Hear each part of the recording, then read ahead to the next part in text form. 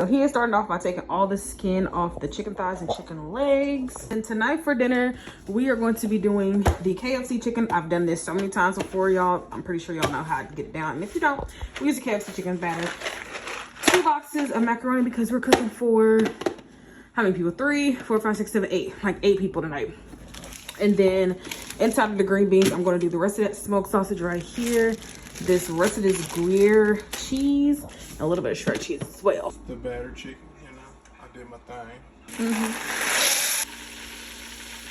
Yep. Okay, I seasoned the noodles with garlic powder, onion powder, black pepper. I added in some cheddar and Gruyere cheese, and then the 2 like cheese sauce packets.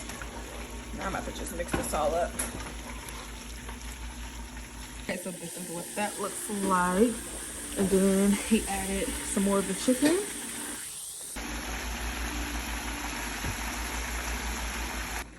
All the legs are done. And then this is dinner. This looks so good.